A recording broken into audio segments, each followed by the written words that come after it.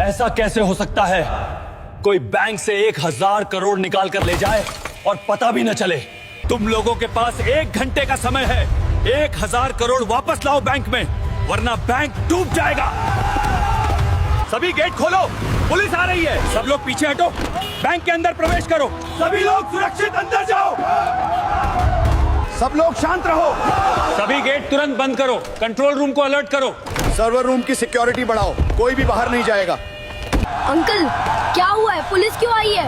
Bank में चोरी हो गई है, पूरे 1000 करोड़ की।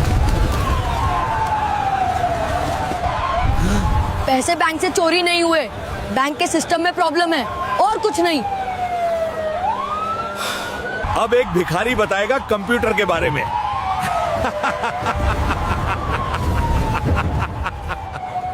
ओ भिखारी, चल भाग यहाँ से। अब तू बताएगा पैसे चोरी नहीं हुए। क्या हुआ?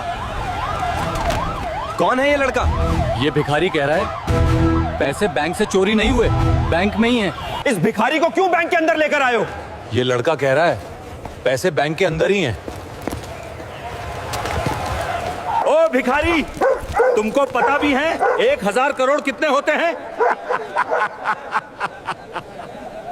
अगर मैं तुम्हारे बैंक के पैसे वापस ला दूं तो मैं तुम्हें 5 करोड़ रुपए इनाम दूंगा। शहर के ठीक बीचों बीच एक बहुत बड़ा और शानदार बैंक था। कांच की चमकदार इमारत, आधुनिक दरवाजे, अंदर लगे महंगे कंप्यूटर सिस्टम और कड़ी सुरक्षा इंतजामों ने इस बैंक को पूरे देश का सबसे सुरक्षित बैंक बना दिया था। यहां रोजाना अरबों रुपए का लेन देन होता था और बड़े बड़े बिजनेसमैन इसी बैंक पर भरोसा करते थे। लेकिन उस दिन सुबह सब कुछ सामान्य नहीं था। जैसे ही बैंक का मुख्य सर्वर चालू हुआ और रोजाना का पहला बड़ा ट्रांजैक्शन पूरा हुआ, अचानक कंप्यूटर स्क्रीन पर लाल रंग की चेतावनी चमकने लगी। कुछ ही सेकंड में पूरे सिस्टम में हलचल मच गई। डेटा अपने आप रिफ्रेश होने लगा, नंबर घूमने लगे और फिर वह पल आया जिसने सबको हिलाकर रख दिया। बैंक के रिकॉर्ड से अचानक 1000 करोड़ रुपए गायब हो चुके थे। बैंक मैनेजर मिस्टर वर्मा अपनी कांच की केबिन में बैठकर रिपोर्ट्स देख रहे थे। जैसे ही उनकी नजर स्क्रीन पर पड़ी, उनके हाथ कांपने लगे। उन्होंने तुरंत अपनी कुर्सी से उठकर जोर से कहा, यह संभव ही नहीं, फिर से चेक करो। उन्होंने खुद सिस्टम में लॉग इन किया, रिकॉर्ड रिफ्रेश किया, पुरानी फाइलें खोली, लेकिन नतीजा वही था। रकम कहीं भी दिखाई नहीं दे रही थी। कुछ ही पलों में पूरे बैंक में खतरे की घंटियां बजने लगी। हाई सिक्योरिटी अलार्म चिल्लाने लगे। सुरक्षा गार्ड दौड़ते हुए अपनी अपनी पोजीशन संभालने लगे। मुख्य गेट बंद कर दिया गया, बैक गेट्स लॉक हो गए और पूरा बैंक जैसे किले में बदल गया।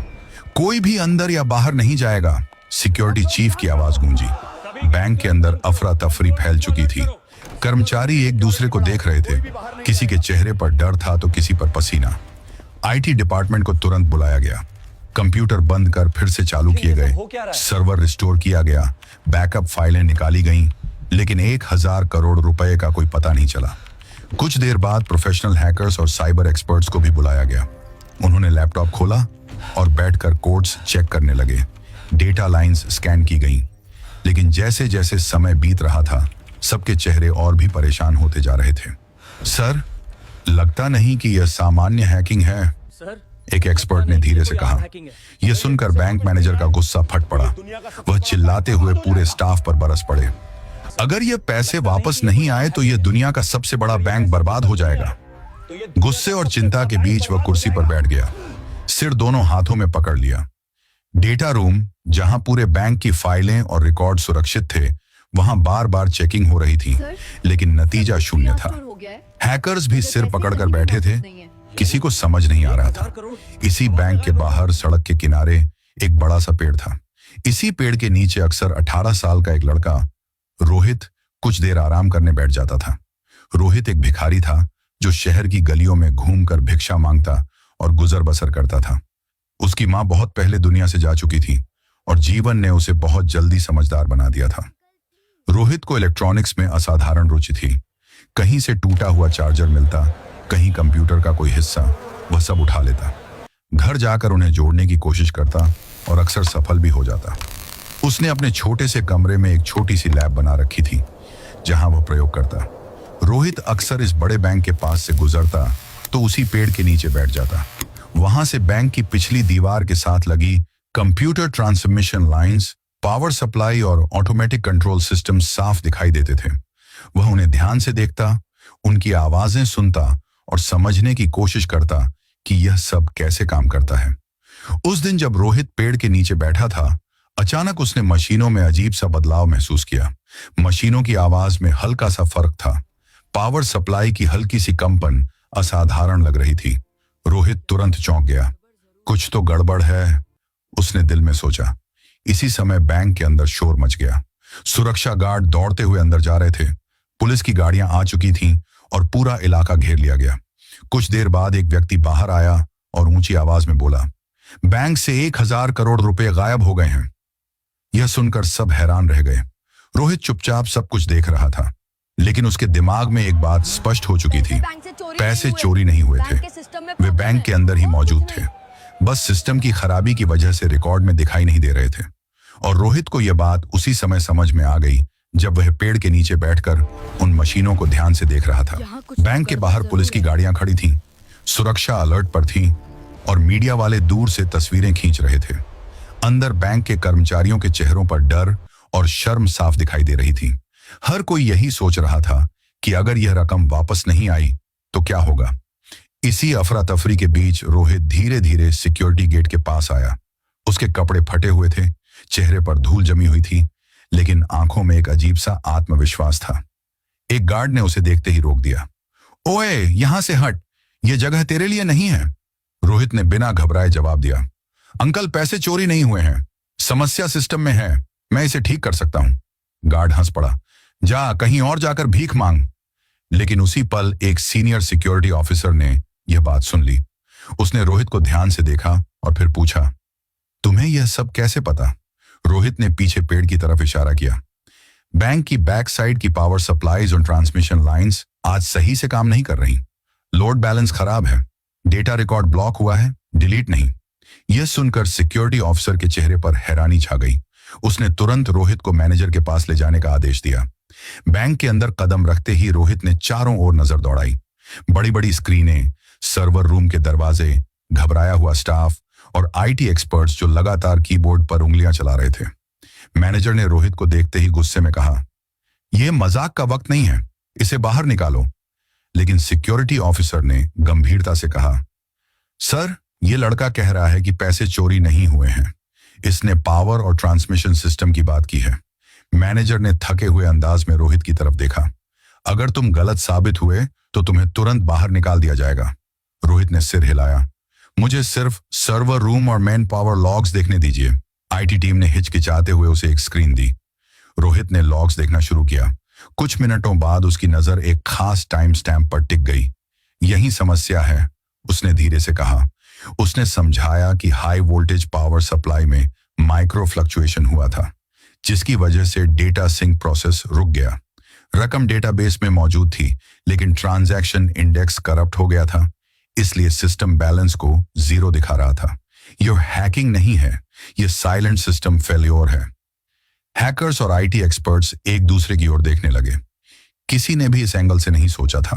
रोहित ने आगे कहा, अगर हम जबरदस्ती बैकअप रिस्टोर करेंगे तो डेटा हमेशा के लिए खराब हो सकता है। पहले पावर लाइन को स्टेबल करना होगा, फिर इंडेक्स को रीबिल्ड करना होगा। मैनेजर की आवाज कांपने लगी, क्या सच में पैसे वापस आ सकते हैं? रोहित ने भरोसे से कहा, जी सर, लेकिन समय बहुत कम है। तुरंत बैंक की बैक साइड पावर सप्लाई बंद करके दोबारा कैलिब्रेट की गई। रोहित खुद मेन कंट्रोल पैनल के पास खड़ा रहा और वोल्टेज लेवल्स चेक करता रहा। फिर उसने सर्वर टीम को इंडेक्स रिकंस्ट्रक्शन शुरू करने का निर्देश दिया। कुछ मिनट ऐसे लग रहे थे जैसे घंटे हों। अचानक एक स्क्रीन पर नंबर बदलने लगे। सर, बैलेंस दिख रहा है, एक स्टाफ जोर से चिल्ला उठा। फिर दूसरी स्क्रीन, फिर तीसरी। 1000 करोड़ रुपए फिर से दिखाई देने लगे। पूरे हॉल में पहले सन्नाटा छा गया, फिर अचानक शोर मच गया। किसी की आंखों में आंसू थे, कोई सजदे में गिर पड़ा और मैनेजर की सांस जैसे वापस आ गई हो। मैनेजर धीरे धीरे रोहित के पास आया। तुमने यह सब कैसे सीखा? रोहित मुस्कुराकर बोला, सर, मेरे पिता कभी इसी बैंक में क्लर्क थे। मैं उनके साथ आया करता था, सफाई का काम भी करता था। वहीं से मैंने कंप्यूटर समझना शुरू किया। यह सुनकर मैनेजर की आंखें नम हो गईं, लेकिन कहानी अभी खत्म नहीं हुई थी। जब बैंक की सभी स्क्रीन पर 1000 करोड़ रुपए पूरी तरह बहाल हो गए तो पूरा बैंक जैसे नई जिंदगी पा गया। कुछ ही देर पहले जो जगह डर और सन्नाटे का केंद्र बनी हुई थी, अब वहां राहत की सांसें, दुआएं और शुक्र के आंसू थे। बैंक के कर्मचारी एक दूसरे को गले लगा रहे थे। आईटी एक्सपर्ट्स जो कुछ पल पहले सिर पकड़कर बैठे थे, अब हैरानी से रोहित को देख रहे थे। बैंक मैनेजर मिस्टर वर्मा कुछ पल चुपचाप खड़ा रहा। फिर उसने सबके सामने रोहित को अपने पास बुलाया। अब उसके लहजे में घमंड नहीं, बल्कि विनम्रता थी। आज अगर यह लड़का न होता तो यह बैंक, इसकी इज्जत और हजारों लोगों की जमा पूंजी सब कुछ तबाह हो जाता। पूरे हॉल में तालियों की गूंज फैल गई। बाहर खड़े मीडिया वालों को भी अंदर बुला लिया गया। कैमरे ऑन हो गए, माइक आगे बढ़ गए। एक रिपोर्टर ने सवाल किया, इतनी बड़ी साइबर टीम नाकाम हो गई और एक भिखारी लड़के ने यह समस्या हल कर दी, कैसे? रोहित ने नजरें झुकाकर सादा सा जवाब दिया, सर, समस्या बड़ी नहीं थी, बस उसे सही नजरिए से देखने की जरूरत थी। यह सुनकर कई लोगों की आंखें भर आईं। मैनेजर ने तुरंत घोषणा की, बैंक की तरफ से रोहित को बड़ा नकद इनाम दिया जाएगा और उसकी शिक्षा व प्रशिक्षण की पूरी जिम्मेदारी भी बैंक उठाएगा। यह सुनते ही रोहित के हाथ कांपने लगे। उसे यकीन ही नहीं हो रहा था कि जिस बैंक के बाहर वह अक्सर पेड़ के नीचे बैठा करता था, आज उसी बैंक के अंदर उसका नाम इज्जत से लिया जा रहा था। उसी समय मैनेजर ने एक और आदेश दिया। रोहित के पिता, जो पहले इसी क्षेत्र में एक दूसरे बैंक में क्लर्क थे, उन्हें यहां दोबारा नौकरी दी जाएगी। अनुभव रखने वाले लोगों को बीमारी की वजह से बाहर नहीं किया जाता, उनका साथ दिया जाता है। यह घोषणा सुनते ही रोहित की आंखों से आंसू बह निकले। जिंदगी ने पहली बार उसे यह एहसास दिलाया कि मेहनत, ज्ञान और सच्चाई कभी जाया नहीं जाते। कुछ ही दिनों बाद रोहित के लिए एक नियमित ट्रेनिंग प्रोग्राम शुरू किया गया। उसे आधुनिक कंप्यूटर सिस्टम्स, नेटवर्किंग और डेटा सिक्योरिटी की शिक्षा दी जाने लगी।